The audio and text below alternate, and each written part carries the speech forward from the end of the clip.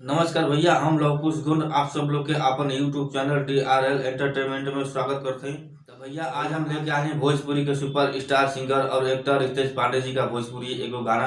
तो ये वीडियो को जरूर पूरा देखब, अगर अच्छा लगी थोड़ा सा भी तो एगो लाइक और कमेंट हमें जरूर करब। आपके बता दें कि आज 2 दिसंबर 2021 के रितेश पांडे जी का एगो मूवी का ट्रेलर आला, जो मूवी के नाम है जीत। ई मूवी वेब म्यूजिक पर आला। अगर अभी तक ये मूवी के आप नहीं देख रहे तो वीडियो के लिंक अपने डिस्क्रिप्शन दे रहे हैं, आप जाकर देख सके। बहुत ही बढ़िया है मूवी के ट्रेलर है। आज सुबह 7 बजे आला 2 दिसंबर 2021 के, तो जरूर देख ले, बहुत ही बढ़िया मूवी है। और हाँ, आगे बढ़े से पहले आपसे एगो रिक्वेस्ट बा कि अगर आप हमारे चैनल पर पहली बार आए हैं तो जब नीचे दे रहे लाल बटन को दबा के आल वाले बेल आइकन प्रेस कर दे, ताकि जब भी हम भोजपुरी से कोनो लेटेस्ट वीडियो लेके आए तो सबसे पहले आप तक को नोटिफिकेशन जाए। तो चलिए आगे वीडियो करते हैं स्टार्ट। तो भैया चलिए आपके गाना सुना देते हैं रितेश पांडे जी का। ये एगो भोजपुरी सैड सॉन्ग है, बहुत ही अच्छा प्यारा सॉन्ग है। भोला लोक बतिया कौनो भूलत न बाटे, गौवा में आइला त कुछ धाद काटे। ओ भोला लोक बतिया कौनो भूलत न बाटे, गौवा में आइला त पूछौ धध काटे। कि जैसे हमके सतावे तो के हो,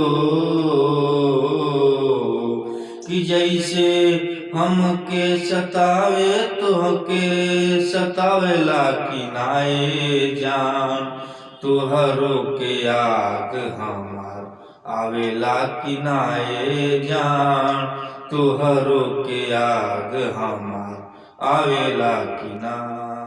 ओ पहिले त फुलवा गुलाब होख खिल के, चाक चिड़ैयन जैसे हमारा से मिल के।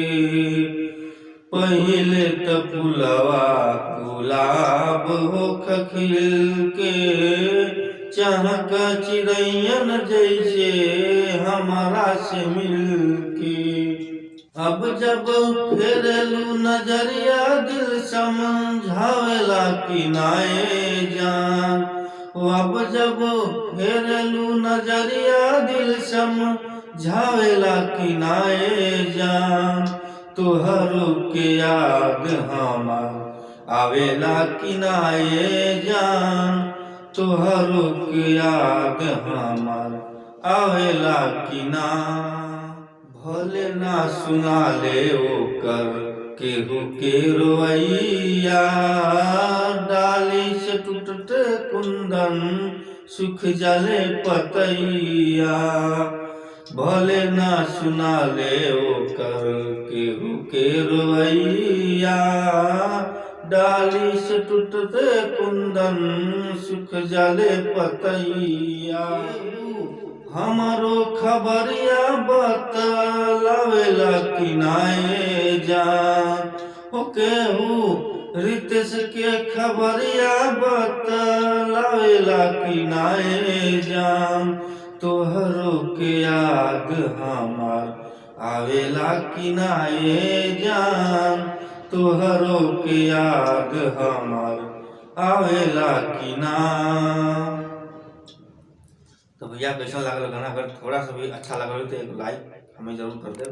और हाँ, अगर और भी आप लोग के कोनो भी भोजपुरी गाना सुनने को होगी तो हमें कमेंट बॉक्स में कमेंट जरूर करो। तो चलिए आज से खातिर बस इतना ही, फिर अगले दिन कोई नया वीडियो लेकर आए, तब तक खातिर नमस्कार। जय हिंद, जय भोजपुरी समाज।